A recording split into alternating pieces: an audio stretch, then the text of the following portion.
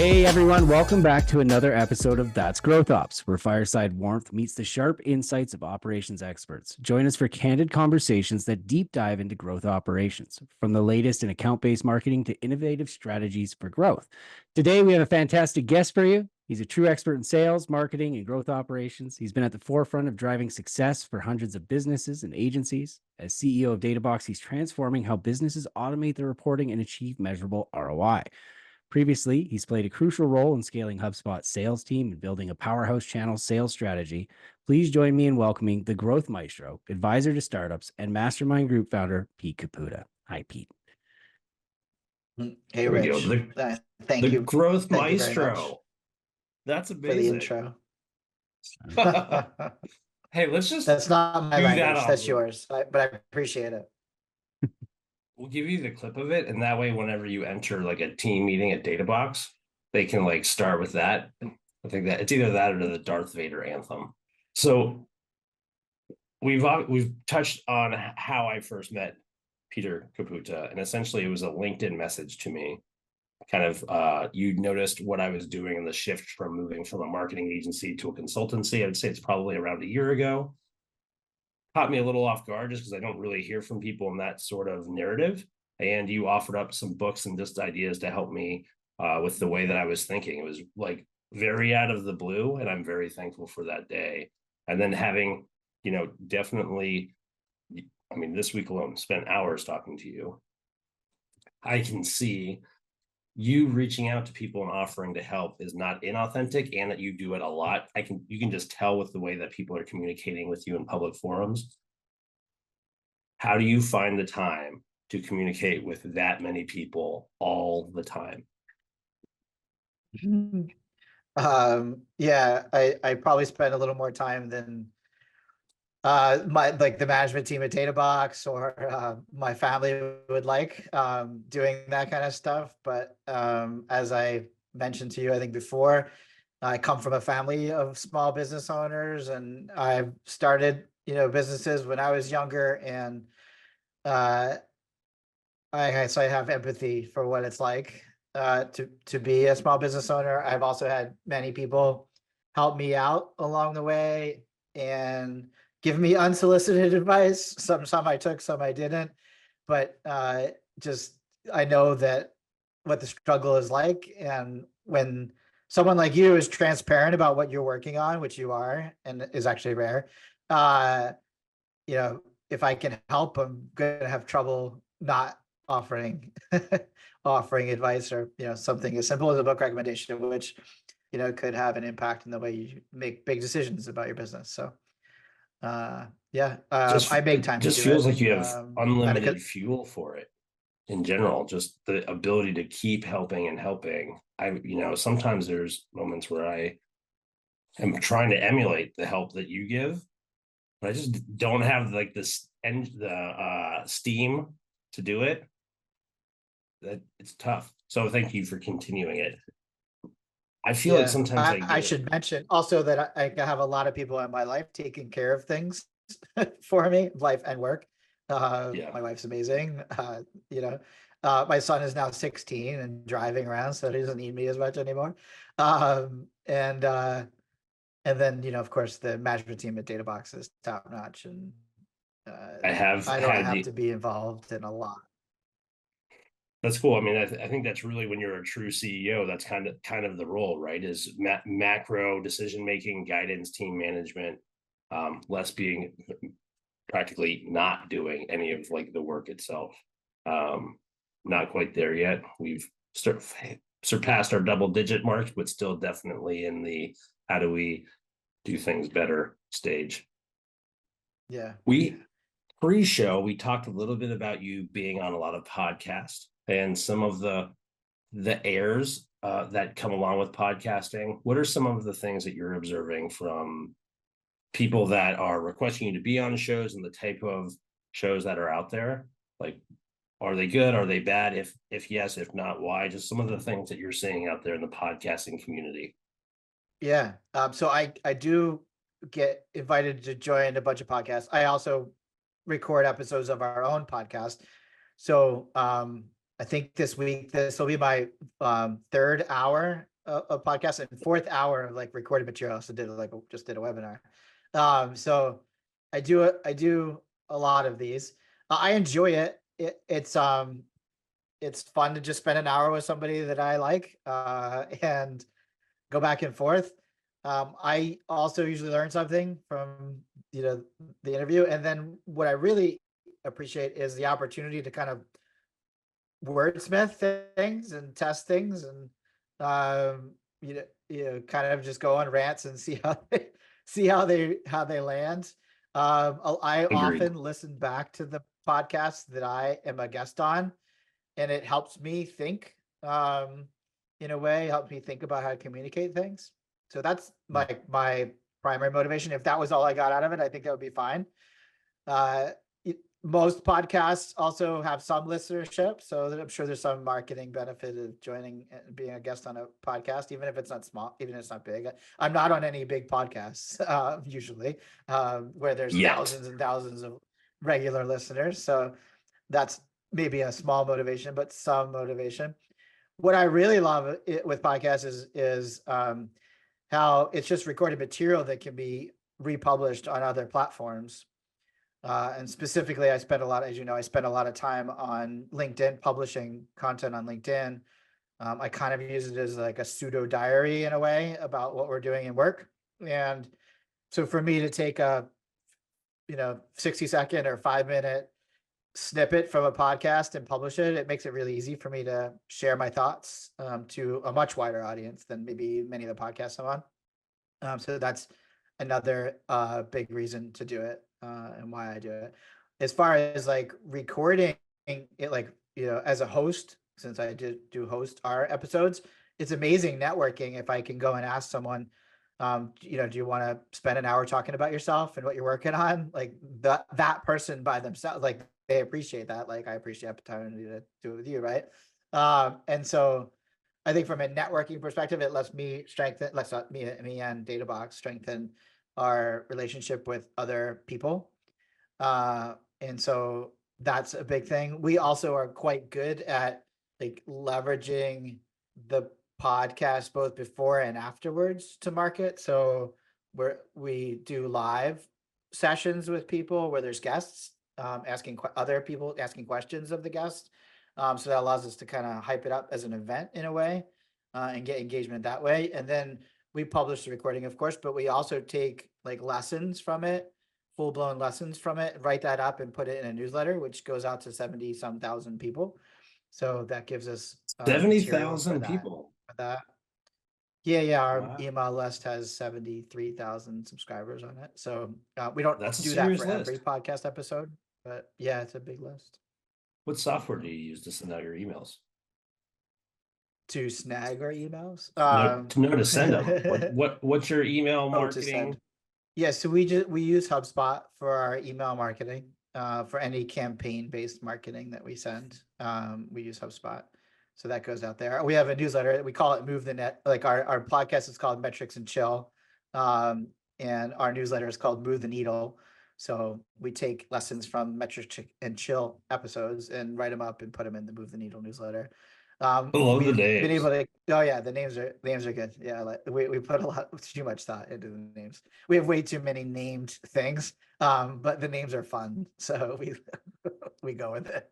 Very B2C play, but that people definitely associate themselves or two ideas and things much easier when there's a label on them. I think human history has shown that to be true. I think so. Yeah. So whenever we say metrics and chill, and if you're, not a boomer, you're younger than a boomer. So I'm Gen X. So Gen X, millennials, whatever. Generally, people understand that is a reference to Netflix and chill. And since that has a somewhat irreverent connotation, it sticks with people. And then it's metrics because we're Databox. We're all about data and helping people track their metrics, among other things. So it's a good connection. So people usually remember it, and I think that's the value of naming it, right? Was that a CEO knowledge drop, or did someone else come up with that clever title? Oh, our former director of marketing, John Bonini, had it. He had actually written it in a landing page referencing something else. I think referencing like a feature maybe our like alerts feature where you can like pick metrics, scorecard feature where you can pick metrics and it sends you a scorecard every day. So you pick your top 10 metrics in your business that you want to pay real close attention to, and it'll send you either an alert on your phone or through our app or email or Slack even. And so I think he wrote the copy for that landing page, and he wrote like, just select your metrics and chill. Like, so like, you don't have to do anything. You never have to log into anything. It just comes to you. And so I think I picked it out, like proof in the landing page for him. And I think I picked it out. I'm like, dude, that's amazing. Metrics and chill. Did you catch that? He's like, oh, that's awesome. And then we were right around the time we were launching the podcast. And I think that's what, like a month later or something, like, we got to use metrics and chill as a podcast. He's like, should we? Isn't it a little too racy? I'm like, no, that's the whole point. It's like, people will remember it. So yeah, it was a combination, but it's his words. Especially when you're talking about data. Gave him the permission and encouragement to launch it with it. Yeah. What do you find as CEO of Databox? I believe you're up to 8 million a year. How long have you been there? And then what are you finding to be like, what's the next big goal for you all? Is it how many new users you have or companies that are using it, or is it a revenue goal? Both of those questions. So we're just under 9 million. We hope to end the year above 10. We have like a stretch target of 11.3 million. It'll be a stretch for sure if we get there, but we're shooting for it. We have lots of different initiatives and of course different teams that are driving our growth. Like that, like 10 million mark is like for a SaaS startups company is like a milestone. Generally, that's like the point where you've proven you got a business, right. And that you've also proven that you could probably build $100 million business. Of course, other things have to be true, but that'll be a big milestone for us internally. We're not like, we care about our revenue, especially since we operate profitably or break even to profitably. So revenue is obviously very critical. But we're on a much like bigger mission. For me, it's not so much about the money. That's not what motivates me to work hard or get up in the morning when I don't want to and that kind of stuff. It's more about the impact we can have on companies. I have I'm a hardcore math guy. I have a chemical engineering degree, did engineering for a while after school.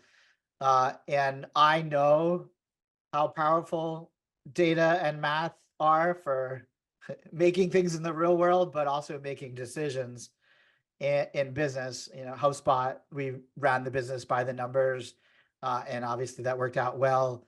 So I see that most companies are still not run based on data.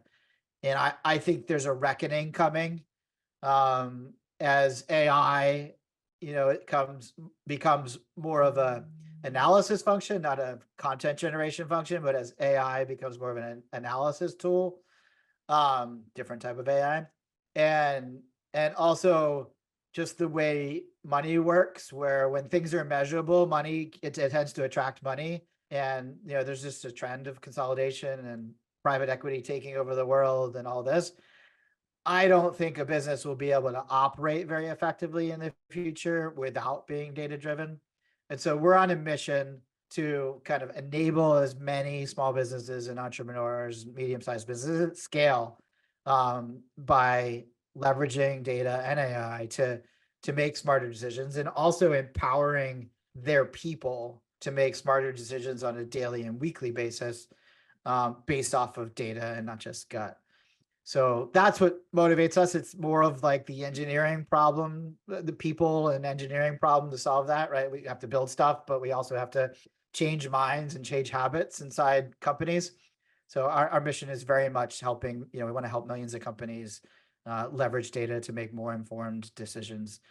And so that's what keeps us focused. And when we make decisions ourselves, we're always keeping an eye on like, what's the long-term goal and how do we get there?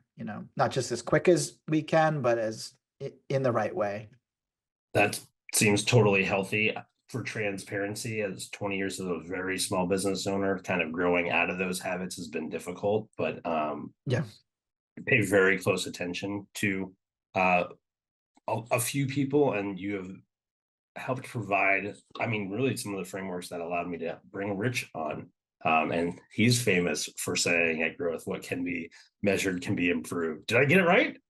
Yeah, that's right. Yeah, I yeah, like that was it. pretty close. I think that's the closest you've gotten. So I'll give you the point. That's how far away I am from the data. I'm all gut. So Rich Yeah. has been really, really foundationally helpful. You made a comment within your previous statement. When AI is used for analyzing data, not AI for content use, what popped to mind about the way that you create content is it's almost all informed by data. And Yeah. so are you seeing when you said that to me, it was like, oh, that's weird. To me, it seems like you're using AI to analyze data and then to make informed statements, which turns into your content. Was your For sure. on a macro scale, the content that we're seeing created that is AI fueled, we'll say, still very Yep. opinionated and airy and less fact-based? Is that kind of what you were getting at in that statement? No, what I'm saying is most of the buzz around AI is using it to generate new content, or that's what the buzz is, right? So these companies have built these large language models where they're basically ingesting the internet and spitting back derivative content based on what the internet tells us as a whole. Obviously, no human could ever do that. And so humans who don't have all the internet in their brain are using generative AI to create content that is derivative, is not original. Yeah. Now there are people doing that. There's SEO companies doing that where they're like just churning out crappy derivative content, and like they might get some boost from that.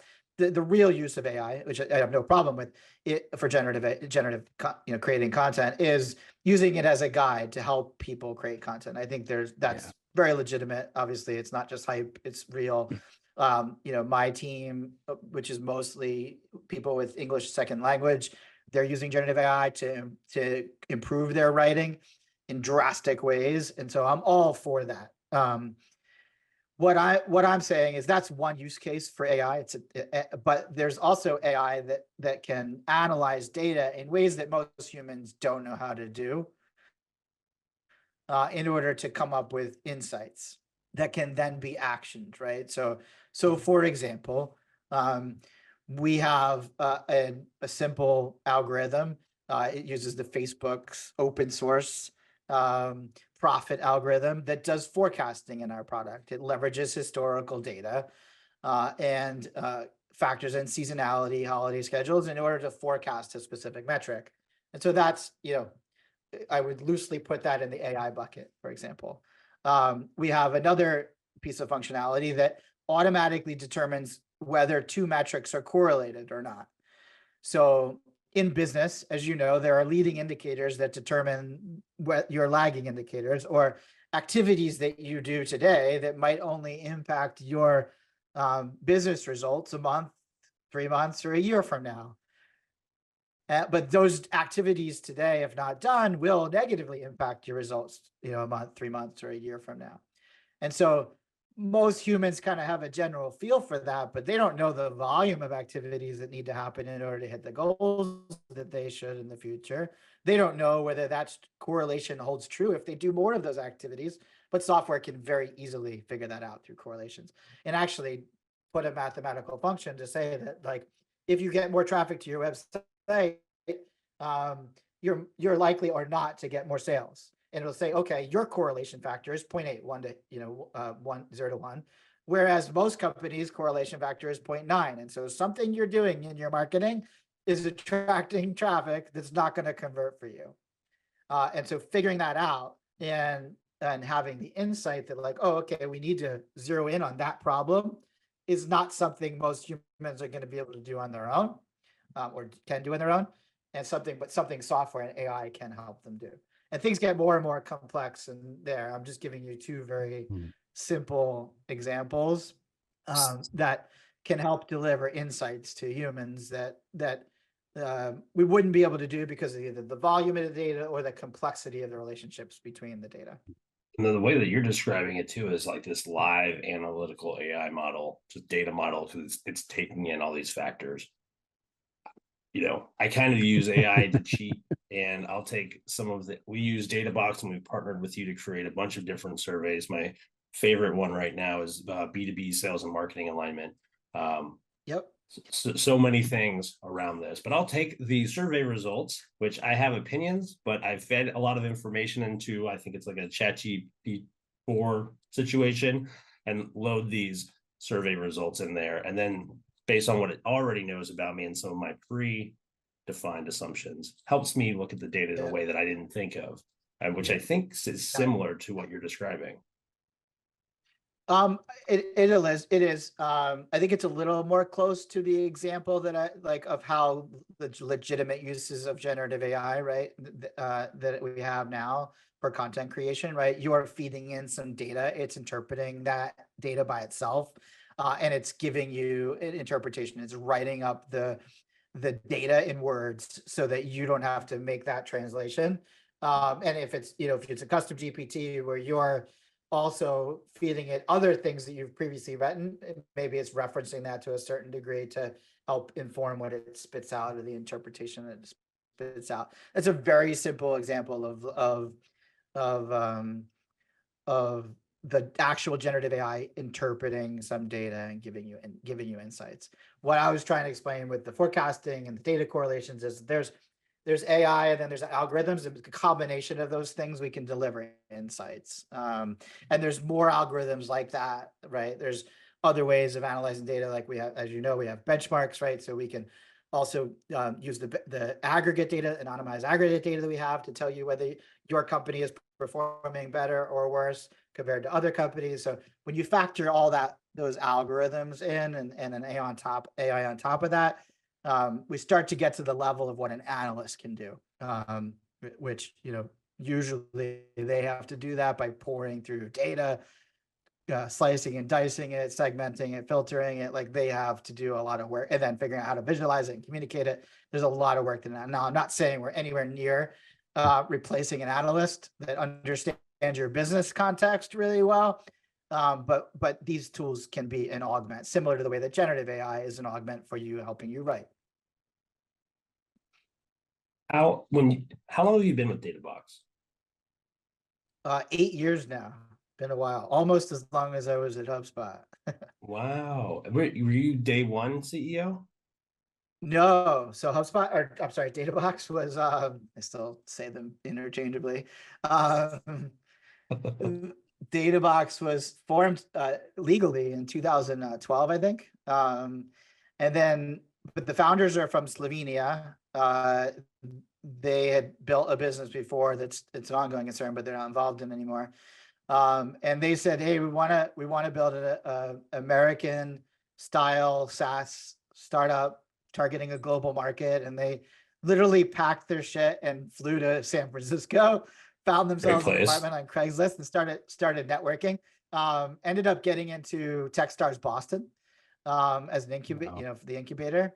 Had a product built, but then realized there was no market for that yet. And so they pivoted during Techstars, launched a product out of Techstars, ended up selling $100,000 contracts to 5 Fortune 5,000 companies, and then got oversubscribed on their seed round. Ended up raising 3.8 million, and then unfortunately, like, the early product market fit that they had did not last. It was kind of capitalizing on the mobile trend back then, and mobile was like hot, and then just became something that it's still obviously critical, but there was a period of time where every software company in the world thought that they had to rewrite their application to be mobile first, because it was kind of around the time Facebook got big, and then everybody realized that in business we're going to continue to use laptops and desktops, and so mobile was important, but not the key thing to build a business around. So anyways, long story short, they pivoted to a model that's very similar to what we have now, and that's when I met the founder. ended up joining in 2017 as I was wrapping up my time at HubSpot, and advised them for a little bit, and then ended up joining full time. There was no real recurring revenue at that point in the business. So it was kind of like a startup, but they already had a product built that we could start selling on day one. So I didn't have to, it wasn't like we were in R&D mode for a while. Like we got to hit the ground running. The product, of course, needed a lot of work, and we've invested so much into making it way more robust and more powerful and all this stuff. But yeah, there was a product and started selling kind of when I got here. It seems like besides having a better product, you've also done a really good job from the outside looking in, branding a problem and providing a prescription to the problem that is easy to digest relative to the complexity of the product itself. Yeah. What do you think? What problem do you think we branded? I'm actually curious the way you perceive it. Sure. Just for me, it's a centralized way to look at multiple data points to inform yourself, like creating for me, it's the dashboard itself, which can be made up however it is that you need this dashboard.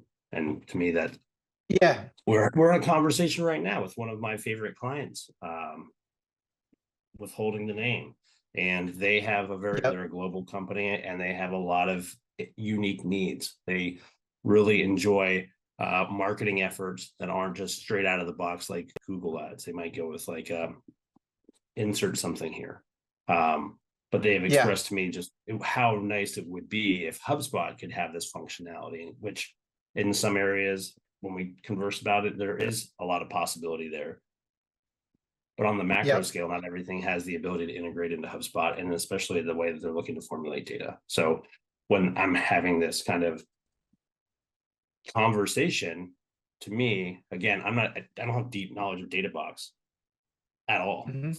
Honestly, it was an easy, okay, you need to see multiple forms of data in a centralized place that isn't hard to look at. That is exactly what we're known for. So you got it right. It wasn't it was a live quiz and you passed. $25 Amazon gift card. The biggest challenge most enterprises have is that they have their data in all these different systems. There's just been this explosion of SaaS products and not just like SaaS products, but there's been an explosion of marketing tactics and marketing channels. There's been an explosion of sales technology, digital sales technology that didn't exist before. Same thing, of course, with customer service. There's more sophisticated ways to manage your finance in real time. There's all these systems that didn't exist 10 years ago, especially not 20 years ago.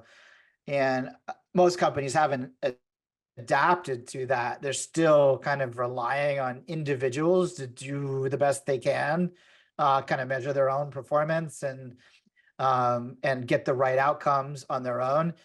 And the analogy I like to use is like Star Trek. I don't know if you're a Trekkie, either of you are a Trekkie or not, but when Star Trek, they basically the Force, but okay, yeah. I'm not really into either one too much, but it's too good of an analogy. In the USS Enterprise, they can basically manage the universe from their 4 or 5 screens, right? Obviously they're managing the ship, but they also have insight to what's going on outside the ship. And so that is the way, I think, a good analogy for how companies should be managing themselves. There should be, of course, delegation, and there should be autonomy, and there should be people should be held accountable to deliver their, on their part of the business, execute their function of the business. But now there's this opportunity to really have a core group of people, the management team, maybe a small analyst team, maybe one analyst that's sitting there monitoring the business in real time, understanding what's working, what's not, understanding where performance might be slacked, understanding how to optimize performance, so that the team is fully utilized. In your business, that's probably a huge thing, right? Because if you have somebody with a specific set of skills and you don't have work for them, then that's a problem. In our business, it's similar. Like I have a set of sales team members, and if they're not on calls a certain amount of hours, I know that we're underutilizing them. And so I put marketing and BD effort into making sure that they always have more calls than they can handle, basically. So that is best done through a small set of people who really understand how one part of your business affects the other, and can sit there and optimize for that. So that's really the mission we're on. It's beyond just a consolidated view so that people can manage, but that is the start. That is the first step, I think, in starting to run your business in a more data-driven way. It's again, from now that growth is growing, and I have surrounded by far smarter people than I have and will ever be. I'm very thankful. Empowering companies like ours, consultants, to work with our customers. And this is still a gap, like trying to put people into Databox so that way we can benchmark where they are now to track performance. Surprisingly, is adding a lot of friction in our sales process. Some of the takeaways I've had so far is almost like a clawback, more trust, but then a self-actualization that they didn't really have as big of a grip on their business as they thought. And these aren't for small businesses. These are, 50, 100. I mean, I guess it depends on how you define small, but multi-million-dollar companies. And when we get into these narratives, it's whether we're talking to a sales leader, a marketing leader, or just a general leader, it creates space. Whereas I'm so used to like people getting in closer as I talk to them more. Is that something that your sales team and your marketing team is noticing too? Is like an excitement, but then like a almost like an immediate step backwards? Yeah, I think it depends who you're talking to. Like when I talk to other CEOs, founders like you, right? You want to know how you're performing against other companies because you want to see, like, am I doing a good job? Is my team doing a good job? And like you don't have as much pride or ego, I should say, blocking you from saying, are we doing the best? In fact, it's almost your responsibility to make sure that you're doing the best you can to take care of your team and your future and their future and your clients.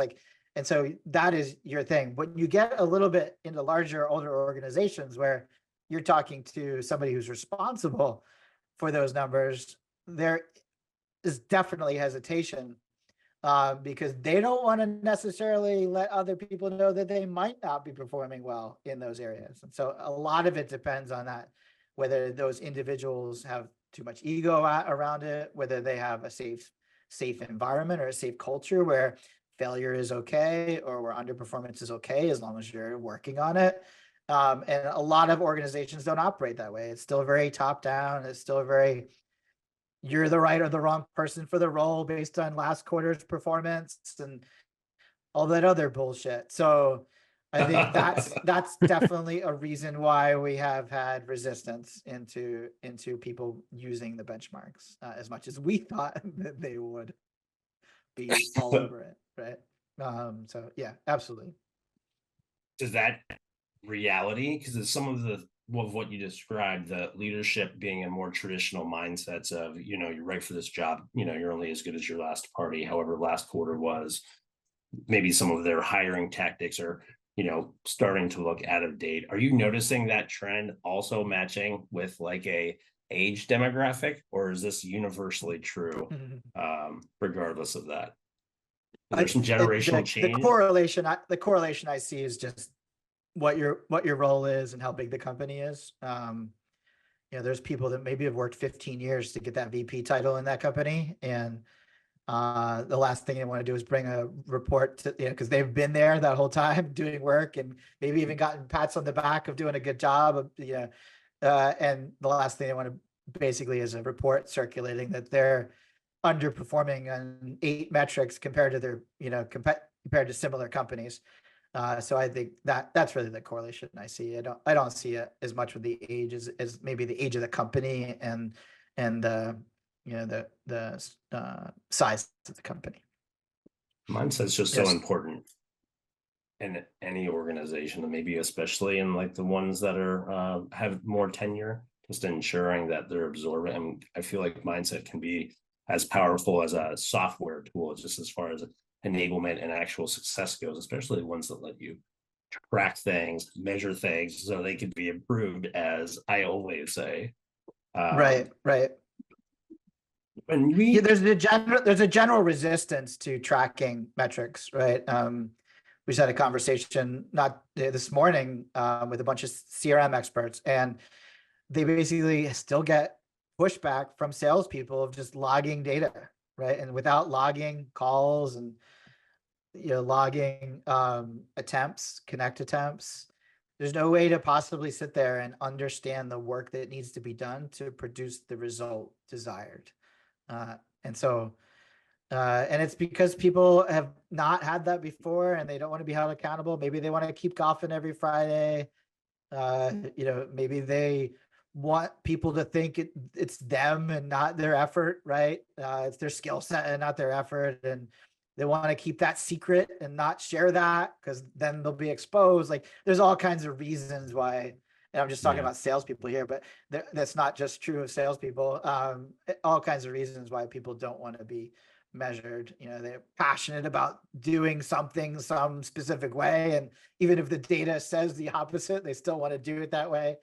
So yeah, we're all biased based on our experiences. so biased. I find that is definitely an inhibitor for organizations to be more data driven. I find it interesting too when they don't want to track, just because there's such an opportunity for growth and to do better.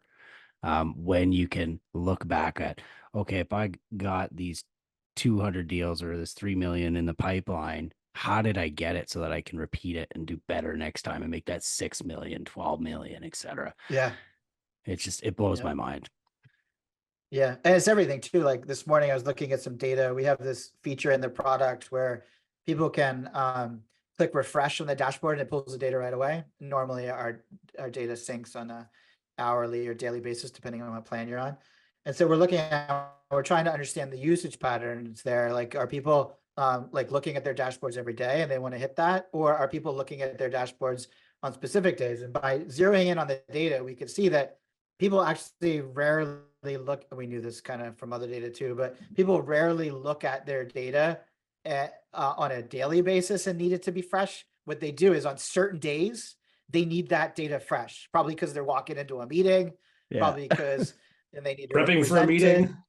Yeah. Right. Yeah. Prepping for a meeting. Right. And so what we see is that on certain days, they press that button more than once. And on certain days, they press it never. And so they don't need the fresh data except on those days. So that gives us an inclination of what they're using us for, even though we've interviewed customers too to understand why that is. But we can conclude both on our qualitative data and our quantitative data what job they're doing and what we should be optimizing both our product and our pricing and packaging for. So like without measurement, you can't make these decisions. Do you see like leadership roles in there refreshing constantly, like those leaders that have their head buried in the data, like looking at it every 5 minutes, trying to see how things are going? I don't know. We haven't sliced it as much. We do know that like the most popular or common user of our mobile app are owners and executives. Oftentimes what happens when people try our product, it's often the owner or executive that like wants a better handle on their company's performance, but then they get in and they set a few things up and they're like, okay, this product looks easy enough to use and has what we need, but I don't want to sit here for hours like figuring out exactly what I want. I'm just going to tell somebody on my company to go set it up for me the way I want it. And so then they delegate it off to a manager or maybe an analyst if they have one, or the technical person on their team. And then what happens is once that's set up the way they want it, then they download the mobile app and they never log in again to the web app. But they're using that on a daily basis. Yes, like what people that download the mobile app are using us on a more frequent basis than the people that don't, that only use the web app. So that's and those clever. tend to be executives. I think you got like two buckets too. I mean, you can have the overzealous analysis paralysis where they're in there every day looking at it and not being able to take action on it because they're just seeing data points and not deriving any insight from it. And then you've got the ones that can use it to drive new initiatives, new growth, and things like that. I'm a big data nerd. Yeah, so we look at it as there's a bunch of different jobs to be done with data. One of them is simply monitoring performance, and that, like for an executive, that's like peace of mind, or the ability to see way more than they possibly could ever see quickly, which would allow them to say, hey, what's going on over here? Why are our sales activities down, or why are MQLs down, or what's going on? Why is our customer retention rate down this month? Like, they can see that quickly and kind of jump in and address it, more of a top down, instead of waiting for somebody to tell them there's a problem, which usually doesn't happen. So that's one. It's the executive monitoring. There's also the doer monitoring. There's like the sales manager that's basically responsible for a pipeline, and they need to be looking at that data on a daily basis, making sure their team is not only putting enough deals into the funnel, closing enough deals, but also doing the activity needed to drive that result. So that's monitoring. It's really just as simple as like, is the work getting done? Is the result happening that we need? And if not, what can we do about it to bring focus to it? There's also the analysis function. Analysis is much more episodic. It's somewhat random. Like, you maybe decide, hey, we have an opportunity in our business or a problem in our business that we want to address, and we want to look at it from multiple perspectives. We want to, if we have different fields on our deal records, we want to look at those deals by different fields that we might store that are important, and they give us an indication of which deals are closing or not, things like that. I want to look at cause and effect, like this does that we do these things and this causes that to happen.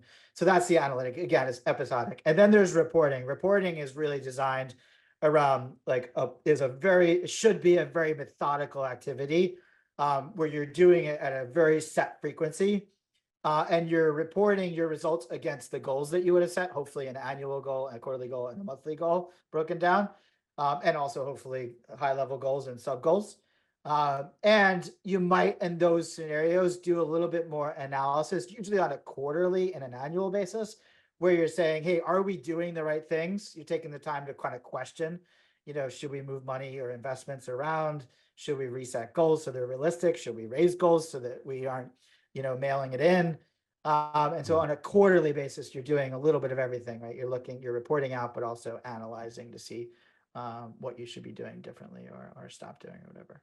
So those are the three activities. It's kind of monitoring, it's analysis and reporting, and they all happen at different frequencies, but you really need a common data set to do all three. And if you don't have a common data set to all three, you end up wasting a whole lot of time moving files around, checking other people's data to make sure that they didn't screw up the analysis and all that. Got it. It seems like you probably need at least a baseline modern data depository in which to use a tool like Databox. I still encounter plenty of companies that are sales teams are operating out of spreadsheets. That's not going to do it. No centralized CRM at all. That's not going to do it. So it's like introduce yourselves to these tools, start using them for 6 months, a year, like some real data, and then kind of graduate to the next grade and leverage a tool like Databox, or specifically Databox, to start making informed decisions on that data. Yeah, like I'm still amazed. I know of no sales others. Teams don't use HubSpot. Not HubSpot. I'm still amazed that sales teams don't use a CRM and they're still using a spreadsheet. If you're one person sales team, it's fine. Use a spreadsheet. It doesn't matter.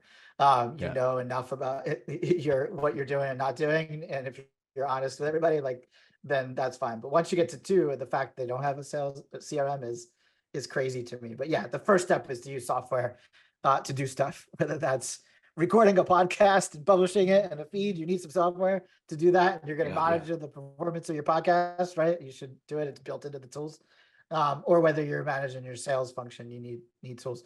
And then, I think next step is consolidating that. Larger companies usually build, some kind of a warehouse of sort where they're storing their key data. They might pull in data from multiple tools using common identifiers, connect that data. We have a bunch of customers that connect Databox to those data warehouses in order to then have visualization, goal tracking, forecasting, et cetera, built on top of it. But if you're a smaller business, we find that, implementing a data warehouse and hiring developers to implement technical tools to pull data from one is often cost prohibitive and also unnecessary. And so that's why we've built a lot of native integrations with very popular SaaS tools to automatically pull key metrics out that most people recognize, and built pre-built dashboards and reports that they can one click use and then customize to their needs.